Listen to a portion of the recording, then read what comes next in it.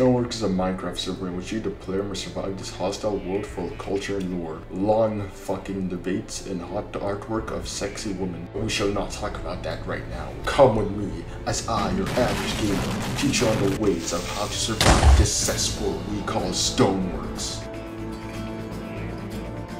Links for the server and Discord are in the description below.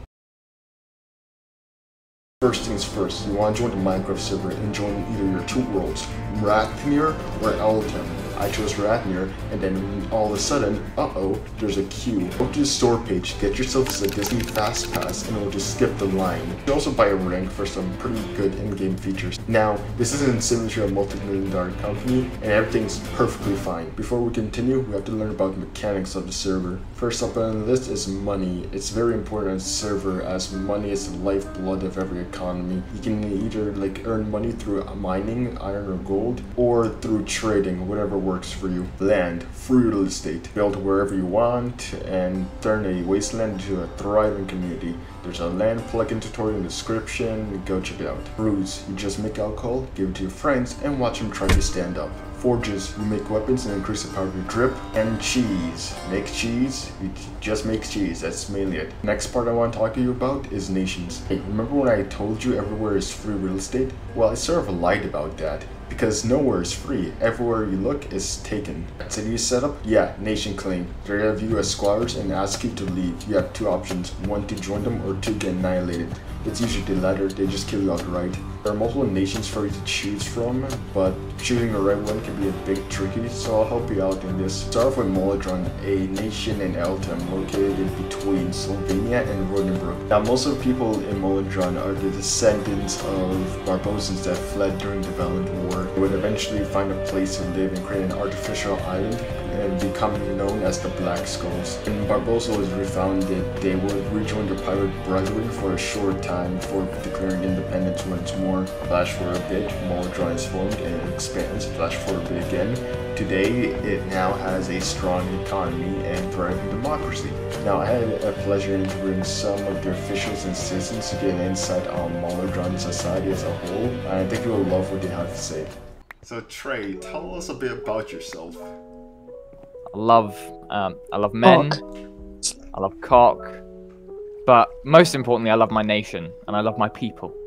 Okay. And I think when it comes to Moladron or anyone else, it's gonna be us. Okay, that was a pretty weird start, but tell us a bit about Moladron. Fuck! Tell us a bit about Moladron. There, I think I said it correctly. Tell us a bit about it.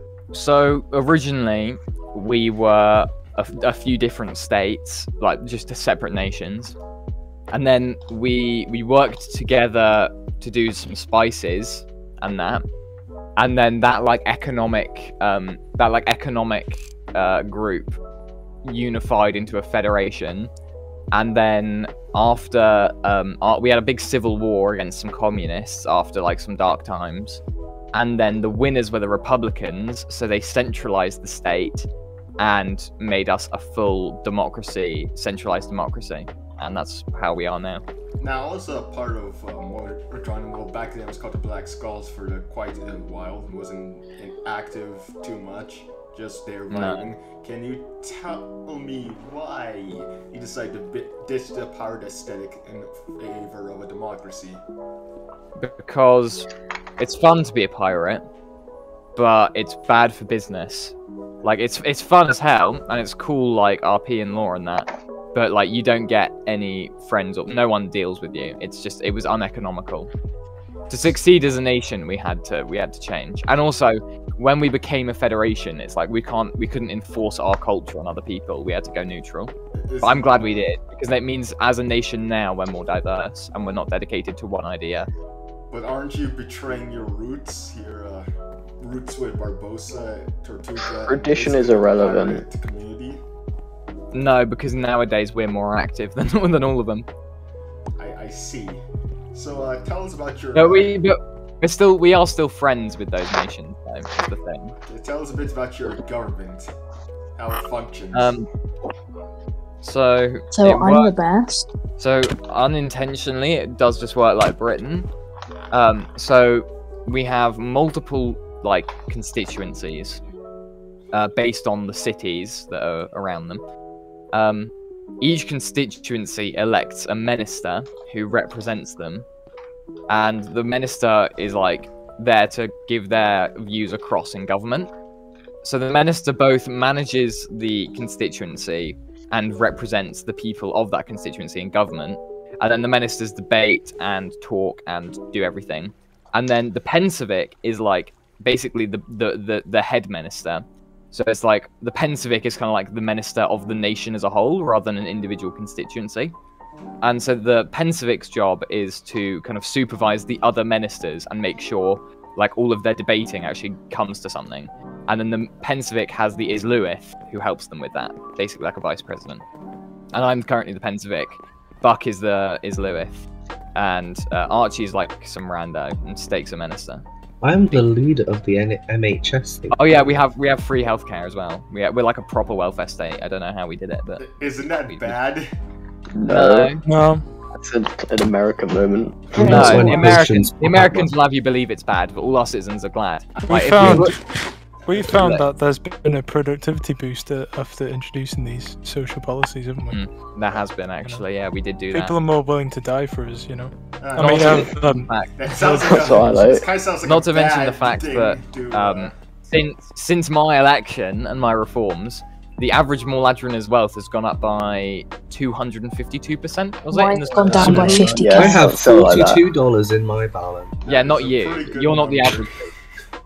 So yeah, so since my election, we've got minted basically. And there's going to be I more haven't. coming soon. Yeah, we've got some major economic reforms. We're literally just Britain at this point. We're tiny, but we got lots of people. We're a welfare state, but we also have tons of finance. It's whatever. Alfred, please tell us a bit about yourself. I joined the server in May last year, and then I left for a bit, and I came back. And I joined the Black Isles when it was a bit early on. And I helped Trell and T, you know, make Meladrin and everything. Became a communist during the Civil War, and then came back, and now I've been voted in. Pretty interesting. What's your opinion on Trell's presidency so far? I think he's made some really big improvements over the last guys. It's really promising, Why did you pick? and I'm glad that we can get a real, you know, some big good changes in. Do you wish for any changes that the presidency could improve on? I mean, I've been guiding Trell along the way. You know, I've got lots of knowledge, and I think he has as well. And we've really come together to, you know, make some big changes and move things along. You said during the Civil War that you were a communist and you fought on the communist side. Yeah. Why did you do that? Well, the situation was really dire. communist. I was the communist, yeah, and the situation was really dire, and I thought a big change was needed. We were coming from the back end of a really harsh treaty. Call it the it was the treaty of what was it? The Kraken Fall. Kraken's Yeah. full sea. Kraken Fall Sea. It humiliated us, so I thought, you know, I'll take control. So I initiated martial law, and Buck's nobody law. liked it. Buck's law, yeah. Still in our legislation, but it's used in a nice way now. So. And that was Maldron, and I must say they are very kind people when it comes to hospitality. Next I want to talk about is a very interesting case study.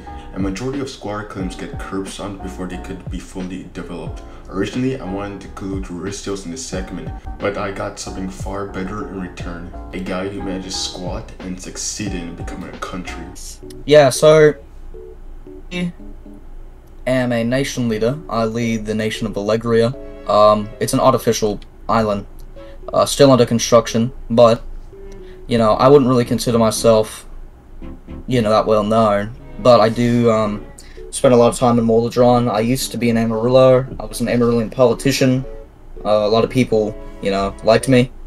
Some didn't, but, you know, I was pretty decently well known in the Drakus. Nowadays, I kind of spend my time in the Kingdom of Metzelage and building my own nation, which is Allegria.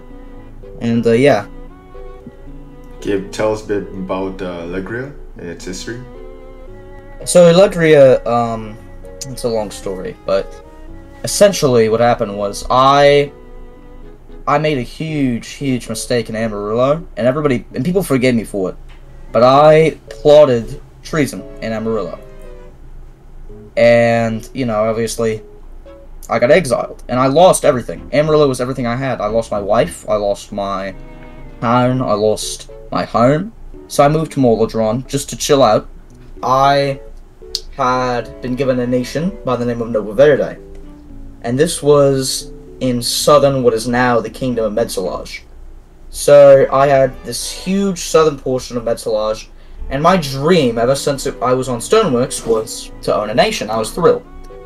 But the way I got that nation was apparently illegal, because it was formed out of a former vassal, and the vassal broke up. So I was obviously pissed, because I had been spending months trying to get a nation. This was my golden opportunity. So now, I had been basically stripped away from my dream. Now obviously, I was at fault here, because one, yes, I got the nation illegally. It was, the state itself was illegal. It shouldn't have existed, but I was still pissed, because I'd been working so hard to get my nation. I finally get it. It got ripped out of my arms. So I began plotting a coup. Well, not a coup, a revolution in Amarillo, and I got caught for it. And it's been one of my biggest mistakes. It fucked up my entire life on Stoneworks, and I've apologized profusely for it. It was a huge mistake, so I was in this horrible mental state. So I went over to Amagoria, and I began squatting. We came to a peace agreement after some tensions. I got my nation, got to keep this, you know, sovereignty, and we're actually very chill now. We're considering signing a mutual defense pact. Our communities actually really like each other. It's been very nice. Our nation is socialist, so we believe in stuff like the legalization of taxes, the legalization of private property. We believe in democracy, Republican values. You said your nation is socialist. It reminds me of the USSE in a way. So why did you decide to go down that route of socialist republicanism? Wouldn't that affect your relations with other countries? Because the countries around Eldham, and I believe around this region, don't really approve of those forms of governments, because it's basically due to ideological reasons. I know it could negatively affect our diplomacy, but I believe my main goal is that nations of all kinds can put aside their differences, you know, to engage in fair and open diplomacy, and, you know, open up collaboration with one another. I don't want my socialist ideals to interfere with the socialist ideals of my country and myself to interfere with our relationships with other nations, as I feel that only holds back Eldham people. You said earlier that you betrayed your country in order for independence. Was there a reason why you betrayed your former country? Was it due to ideological reasons or moral reasons? Did you not approve the way they were running things? Basically, I had just been granted a nation, Nova Verde. They wanted to make it a vassal, and I wanted to lead a strong and independent nation. And it was not an easy thing for me, but I was not thinking straight. I was guided by emotion and anger. And in that, I began plots to assemble a army and gather socialist support and declare independence in a war. What would have been the result if your plot actually went through? Do you think it probably wouldn't have been good for me, because Amarillo is Junie at the time was the chancellor, you know, Jennifer Kayani. Not weird. You heard of her? No, not weird. Okay. She's a pretty famous diplomat, and she had ties to nations all over, including Naraka, which at the time was still a thing. So it was very scary, and you have to be one of few luckiest people I have ever talked to that managed to successfully squat and become a country. Not many people on Stoneworks manage to do that, since, you know, they all get curb stomped by bigger... I played it smart. I picked Amagoria for a couple of reasons. One, they had barely any MDPs. I had actually been spying on the nation for a couple months prior. They had a very weak army, did no trainings, incredibly inactive. And our revolution, I mean, they were in the perfect spot to do so. They did get support from Valreach, but we had support from Squattistan, which was ultimately the reason why we succeeded. Do you think that your country could one day become a prominent player on the world stage? It depends. You know, I think I could, as much as I can do to help set the path for that to happen. I believe that the ultimate dictator of that, like the factor that dictates that, is the people who precede me, and I have to get a group of competent leaders. I have to groom them so they can be the next leaders and presidents of our republic. Ultimately, I can be the first. You know, I can set our nation on the right path. It is ultimately the people who precede me, who succeed me. Who succeed me, who ultimately dictate where the nation is going to go. I think that a limiting factor of ours is the fact that we're an island nation, we're an artificial island nation, so we're going to have to end up acquiring lands one way or another, otherwise our population and total manpower is going to be limited. And I have had plans to buy lands from nations, but that will be in the future once we get our capital and central government more established. The last nation I want to include is something that you're very familiar with. They're a bunch of swashbuckling, wife-stealing, alcohol-loving, no-fucks-giving pirates known as Barbosans. Alright, brief history time. How many people know this, but Barbosa started out as a merchant company from Ryzen. Most of the original members, in which they're all long gone, started from Ryzen and went to Eldom when Eldom started to be pirates, you know, fresh new start, new world. In its early history, Barbosa would be expansionists, expanding to new territories and launching raids on our nations to gain new loot and materials. They also participated in numerous conflicts, two notable being the War of the Black Flag and Violent War, both I wish to cover in a video someday. Though the wiki does a fantastic job documenting the events of what happened, I want to get my insight and my perspective from what happened during those conflicts. Barbosa would disappear for about 5 months before coming back as a caliphate, then a merchant republic,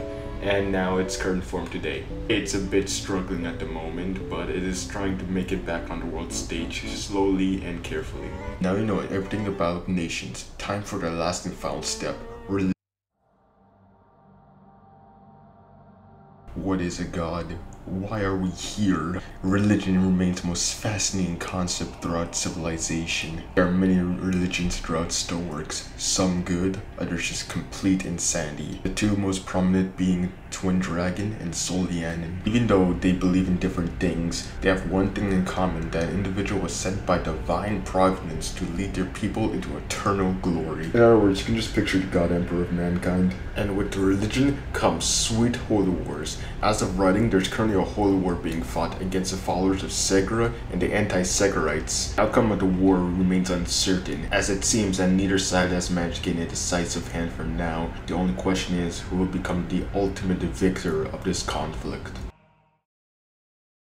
And that sums up our unbiased guide of Stoneworks. Even though I left some important bits out and I have a lot to cover, you'll get the hang of it. It's a learning process, so just take your time and get to understand the mechanics of the game and everything that you need to know about the server. So go out there and have fun. Oh, and before we go, I'd like to give you an update on what I'm working on. Basically, I'm working on 3 things. 1, Alderash Dark Age for those that miss Alderash. 2nd is a brief history about the Alderashi Civil War. And last but not least, a special video for when we hit 100 subscribers. And with that said, have a good night.